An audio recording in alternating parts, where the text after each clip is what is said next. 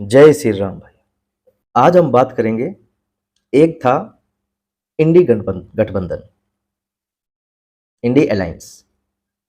ऐसा क्या हो गया है इंडी अलायंस में कि कोई भी पर्सन जुड़ने की बजाय टूट रहे हैं। अभी आपने इन दिनों में काफी न्यूज सुनी होगी कि ये भी छोड़ गए, वो भी छोड़ गए। सबसे हास्यप्रद एक सिचुएशन ये है कि जिसने इस गठबंधन के बारे में सोचा था, संयोजक, और जिसने इस गठबंधन का नाम दिया था इंडिया अलायंस, इंडी अलायंस, वो दोनों ही संयुक्त रूप से और वैचारिक दृष्टि से साथ में नहीं है आज। जी हां, नीतीश बाबू, जिन्होंने गठबंधन के बारे में सोचा था, विचार किया था, सबको इकट्ठा किया था, वो बीजेपी में आ गए हैं। एनडीए का समर्थन करने लग गए हैं। वहीं जिन्होंने ये नाम दिया था, ममता बनर्जी, वो एक तरीके से गठबंधन का वैचारिक रूप से विरोध कर रहे हैं। विरोध का मतलब मैं ऐसे समझाता हूं, यदि इंडी गठबंधन होता ममता बनर्जी के साथ में, तो वो ये बंगाल के चुनाव में, पश्चिम बंगाल के चुनाव में ये नहीं कहती कि भैया वोटर्स को, कि भैया यदि आप कांग्रेस को और लेफ्ट को यदि वोट दोगे तो ये एक तरीके से बीजेपी की हेल्प होगी। ये नहीं कहते ना वो ये कहते कि हमें वोट दो, कांग्रेस को वोट दो। वो क्या कह रहे हैं कि सिर्फ मुझे वोट दो। वहां जितनी भी सीटें हैं उस पे पूरी पे ममता बनर्जी ही, मतलब उनकी सरकार ही लड़ रही है। उन्होंने किसी को सीट भी नहीं दी है, कांग्रेस को सीट शेयरिंग का फॉर्मूला वहां फेल हो गया है। तो कैसे कह सकते हैं अपने ये बात कि वो आज साथ है। और सुनने में ये भी आ रहा है कि जैसे ही चुनाव हो जाएंगे, चुनावों के रिजल्ट के आधार पर तय किया जाएगा कि क्या करना है गठबंधन का। मतलब उनके साथ में रहना है या अलग होना है, जो सबको पता है क्या होने वाला है। आखिर ऐसा क्यों हो रहा है कि गठबंधन की जो गांठ है वो सुलझने की बजाय उलझ रही है?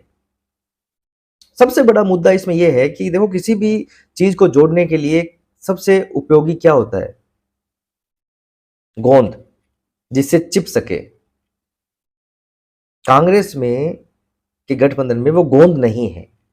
यहां गोंद का अभिप्राय आप समझिए कि कांग्रेस चाहती है कि पुराना जितना भी उनके पास में जो जो सत्ता थी, जो जो उनके पास शक्तियां थी, वो चाहती है कि वो सब हमारे पास में वापस आए, जो पॉसिबल नहीं है। उसके लिए उन्हें क्षेत्रीय पार्टी से गठबंधन करना पड़ता है। क्षेत्रीय पार्टी को यह समझ में आता है कि कांग्रेस की भलाई इसमें है कि हम खत्म हो जाएं। कांग्रेस को यह पता है कि जब ये क्षेत्रीय पार्टियों की शक्तियां खत्म होगी, तब कांग्रेस के पास में शक्तियां बढ़ेगी। तो कोई भी आज इतना मूर्ख नहीं है कि अपनी शक्ति कम करके किसी का फायदा करे, और ऐसी पार्टी का फायदा करे जो कुछ भी कर सकती है जीतने के बाद में। यह हो गया एक मुद्दा जो बड़ा है, थोड़ा सा बाद में आपने इसको ब्रीफ करेंगे। सेकंड, अभी माहौल मोदी जी की तरफ से, बीजेपी की तरफ से ऐसा बना दिया गया है कि चर्चाएं ये हैं कि अब की बार 400 पार। चर्चाएं ये है, जब ये गठबंधन बन रहा था, बन गया था, उस कुछ दिनों में आपने सुना होगा कि न्यूज क्या आती थी, इनके प्रवक्ता, इनके नेता क्या कहते थे कि हम बीजेपी को 250 के आसपास रोक देंगे। इनका कुछ और हौसला बुलंद हुआ तो इन्होंने कहना स्टार्ट किया कि हम बीजेपी को 200 तक ही रोक देंगे। उसमें कुछ लोगों ने बहुत हिम्मत करके कहा कि हम 100 तक ही रोक देंगे बीजेपी को। पर आज का माहौल, कोई भी नेता यह बात तक नहीं कह पा रहा कि कांग्रेस की, इंडिया अलायंस की 273 के प्लस सीटें आ जाएगी क्या? कोई भी। और राजनीति में वादे चलते हैं, बहुत बड़े बड़े वादे चलते हैं। जैसे बीजेपी ने बोला है अब की बार 400 पार, तो मान के चलिए उन्होंने बहुत बड़ा टारगेट सेट किया है। यदि वो उसके आसपास भी पहुंच जाते हैं, पास भी पहुंच जाते हैं, तो बहुत बड़ी सफलता है ये। उसके लिए उनकी मेहनत दिखती है धरातल पे, जो वो मेहनत कर रहे हैं एक एक सीटों के लिए भी, वो मेहनत दिखती है। पर यहां तो इन लोगों में बोलने तक की हिम्मत नहीं है कि हम 273 के पार चले जाएंगे या जो भी। अब मुद्दा यह है कि अब की बार 400 पार। अब मुद्दा ये, अब टॉपिक ये नहीं है कि कांग्रेस की या इंडी गठबंधन की कितनी सीटें आती है। और आप देखिएगा यदि 400 पार सीटें चली जाती है, जिसकी मतलब उम्मीद भी है, तो एक माहौल अलग होगा। यदि नहीं जा पाती है 400 प्लस सीटें, 390 रह जाती है, 380 रह जाती है, 385 रह जाती है, यदि इस आंकड़े के आसपास रह जाती है, तो एक होता है ना कि मोरल, अपने आप को खुशी देना, अपने आप को एक सेटिस्फाइड कर लेना कि हाँ भाई देखो, मोदी जी ने कहा था 400 पार तो नहीं हुआ, आखिर जो ये कम आई है उसमें हमारा योगदान है ना, कांग्रेस का योगदान है, ये बात कह के वो खुश होंगे। हाँ ठीक है, सबको अपनी अपनी खुशी जताने का हक है, तो इनके यही सही। पर बात मजाक से अलग करके वापस मुद्दे पे आते हैं।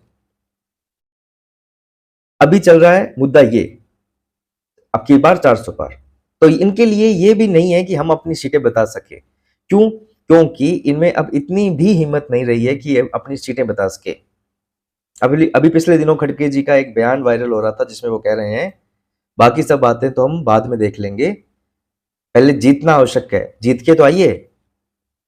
मतलब निराशाएं किस हद तक गहन गहन तक पहुंच चुकी है, जिसमें वो ये बातें तक कह रहे हैं कि पहले जीतना जरूरी है। ये मोटिवेट करने का तरीका है। सामने वाले पर्सन को भी समझ में नहीं आता कि मोटिवेट कर रहे हैं कि डिमोटिवेट कर रहे हैं।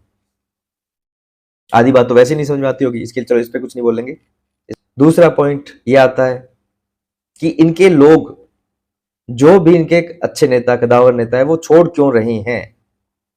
पिछले दिनों पोस्ट चल रही थी कि भैया, बड़े बड़े पोस्ट कर रहे थे लोग कि हेमा मालिनी मथुरा से हारने वाली है, क्योंकि इनका विरोध बहुत है, बहुत ज्यादा विरोध है, क्योंकि अब हमारे शेर विजेंद्र जी वहां से चुनाव लड़ेंगे।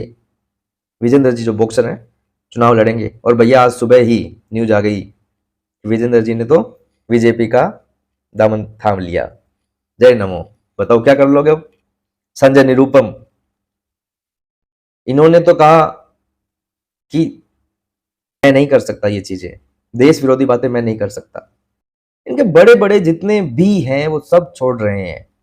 एक्चुअल में क्या होता है, आपके पास में एक विजन होना, एक मुद्दा होना, जनता को समझ में आ सके ऐसी बातें होना बहुत जरूरी है। अभी जितनी भी रैलियां चल रही है, जितने भी ये प्रवक्ता हैं, जो भी इनके बड़े नेता, जो भी इनकी यदि बातें अपने सुनेंगे कंटिन्यू, तो इनकी बातों में एक सबसे अहम बात एक निकल के आती है कि मोदी हटाओ, मोदी हटाओ। यदि मोदी तीसरी बार वापस आ गया तो तूफान आ जाएगा, प्रलय आ जाएगी, भूचाल आ जाएगा। मोदी हटाओ। इससे आगे कुछ बताओ कि क्यों हटाना है मोदी को। मोदी ने ऐसी क्या गलत किया है, या फिर आप जब सत्ता में यदि आ जाओगे तो आपके पास में ऐसी क्या पॉलिसी है जो आप बीजेपी से अच्छी है, कर सकते हो, देश को अच्छे लेवल पे ले जा सकते हो। हाँ, इन्होंने नहीं किया, इससे अच्छा कर देंगे, इन्होंने जो किया उससे अच्छा कर देंगे, जैसा भी। पर इनके भाषणों में रहता है कि नहीं, वो बातें तो हम नहीं करेंगे, हम करेंगे सिर्फ मोदी हटाओ। अपने अपने परिवार के लिए चुनाव हो रहा है, विपक्ष के लिए। विपक्ष ये चुनाव अपने अपने परिवार के लिए कर रहा है। मोदी जी ये चुनाव देश के लिए कर रहे हैं, 2047 के रोड मैप के लिए कर रहे हैं। अभी मोदी जी ने एक स्टेटमेंट दिया है कि जो 10 सालों में हुआ है वो सिर्फ ट्रेलर है, पिक्चर तो अभी बाकी है मेरे दोस्त। कहने का मतलब उनका तात्पर्य ये है कि जो 10 सालों में आपने जितना भी देखा है ना, विकास होते हुए, भारत का नाम होते हुए, घोटालेबाजों की नकेल कसते हुए, जेल में जाते हुए, ये सिर्फ ट्रेलर है भैया। और ये जो 5 साल है, 2047, समझने वाली बात यह है कि 2047 तक का जो रोड मैप है ना, वो इन 5 सालों से होकर गुजरेगा। इन 5 सालों में ऐसी नींव रखी जाएगी, ऐसे नियम बनाए जाएंगे, इस तरीके से कार्य होगा कि आने वाले समय में मतलब थोड़ा नीचे ना देखना पड़े, थोड़ा इधर उधर देखने की जरूरत नहीं पड़ेगी, नींव तैयार हो जाएगी। अब घर तो मजबूत बनेगा ही, फिर नींव अच्छी है तो। इसलिए मोदी जी ने कहा ये 10 सालों में आप जितना देख रहे हैं ये ट्रेलर है। थोड़ा सा और अपने इसमें समझने की कोशिश करते हैं। आने वाले 5 सालों में क्या क्या हो सकता है, व्हाट इफ पे बात करते हैं, व्हाट इफ। जहां तक मुझे लगता है इन आने वाले, जैसे ही मोदी जी चुनाव जीतेंगे, आने वाले समय में सबसे पहले कानूनों पे बहुत बड़ा एक बदलाव होने वाला है। ये सिर्फ मेरी थ्योरी है, इसके अलावा कुछ भी नहीं, सिर्फ थ्योरी है। व्हाट इफ, सबसे पहले कानूनों में बदलाव होने वाला है। कानून इस तरीके से बनाए जाएंगे, कानून इस तरीके से बनाए जाएंगे जिससे चीजें स्मूथ हो सके। अभी जैसे नेताओं को 1 साल में, नेताओं के लिए एक अलग कोर्ट है जो 1 साल में डिसीजन दे देती है उनके केस का। मतलब इसका फायदा क्या हुआ, जो हम देख रहे हैं अभी, जितने भी बड़े बड़े नेता हैं जो फटाक से जेल में जा रहे हैं, क्यों 1 साल में डिसीजन देना पड़ेगा आपको, नियम है ये। इस तरीके से रूल बना दिए जाएंगे जिन पे आपको काम करना पड़ेगा और काम बहुत स्मूथ होगा, बहुत अच्छा होगा। पहला काम तो ये बहुत बड़ा होने वाला है। दूसरा होने वाला है साथ में संस्कृति का भी। अब जैसे संस्कृति का नाम आता है तो हमें पता है मोदी जी संस्कृति को लेकर कितना जागरूक हैं। अब मुद्दे, मंदिर कौन से बचे हैं, लिस्ट बहुत लंबी है, पर सबको पता है अगला नंबर किसका है। जय श्री कृष्ण। सबको पता है अगला नंबर क्या है, कौन से मंदिर की बारी है और हिंदुओं की तैयारी है। संस्कृति का भी मुद्दा हो गया। तीसरा सबसे बड़ा मुद्दा है वैश्विक स्तर पे भारत को उसकी पहचान दिलवाना। बहुत बड़े लेवल पे भारत की पहचान है, पर उससे भी ज्यादा, जैसे वीटो पावर, पूरी दुनिया अभी भारत के साथ है, एक आधे देश को छोड़ के, चीन जैसे को। पर दबाव बना के, माहौल बना के, वो कूटनीति राजनीति है, माहिर है, हो जाएगा। तीसरा पॉइंट ये कि विश्व में भारत की एक ऐसी पहचान बनाना जिसमें नीचा बिल्कुल भी ना देखना पड़े। अभी भी हम आंख मिला के देख रहे हैं। अभी की बात है, चाइना ने अरुणाचल प्रदेश के कुछ हिस्सों के पहाड़ों के नाम बदल दिए, चिंग टांग पोंग पंग पंग पंग कुछ रख दिए उन्होंने। हम अपने विदेश मंत्री बड़े बोलने में बहुत माहिर हैं भैया। उन्होंने, कहते हैं ना अपने जैसे यूपीआर लैंग्वेज में, पटक के ले लिए भैया, पटक के, मतलब शानदार। और अशोक चौहान जी, सुदर्शन के हेड, सुदर्शन न्यूज के हेड, उन्होंने तो ये तक कह दिया कि ये बीजिंग है तुम्हारा, इसका नाम बजरंग नगर कर देते हैं। तो मतलब कहने की बात ये है कि आंखें तो हम अभी भी मिला के बात कर रहे हैं, दबने वाली बात नहीं है, पर हम उन राष्ट्र की गिनती में आने लग जाएंगे जिनके पास में वीटो पावर है। चौथा पॉइंट ये, 3 ट्रिलियन की इकोनॉमी, अर्थव्यवस्था में तीसरे नंबर पे पहुंचना। अभी हम 5वें नंबर पे हैं, अर्थव्यवस्था में तीसरे नंबर पे पहुंचना अगला मकसद मोदी जी का ये है। 5वां पॉइंट, जिन नेताओं पे आरोप लगे हुए हैं या आरोप जिन पे साबित हो रहे हैं, मतलब भ्रष्टाचार पे खतरनाक तरीके से नकेल कसी जाएगी, खतरनाक तरीके से। क्योंकि मोदी जी ने साफ कह दिया ये 10 साल ट्रेलर था भैया। जिसका ट्रेलर इतना खतरनाक है तो उसका फिल्म, उसका क्लाइमैक्स बहुत ही खतरनाक होगा। तो ये कुछ मुद्दे हैं जो बहुत बहुत फास्ट लेवल पे होने वाले हैं, बहुत गतिशीलता से होने वाले हैं। इसमें बात कर दीजिए भ्रष्टाचार की, बात कर दीजिए आप अर्थव्यवस्था की, बात कर दीजिए आप विपक्ष की। हाँ, एक मुद्दा ये भी, व्हाट इफ में कह रहा हूं, व्हाट इफ में विपक्ष बहुत कमजोर होने वाला है। मरने दिया जाएगा नहीं, जिंदा रह सकते नहीं, विपक्ष बहुत कमजोर होने वाला है। और एक यदि अच्छा काम यह हो जाए कि इंडिया का नाम भारत हो जाए, मजा आ जाए। तो आज का टॉपिक यहीं खत्म करते हैं, कल मिलेंगे एक नए टॉपिक के साथ में। तब तक के लिए अलविदा, जय श्री राम।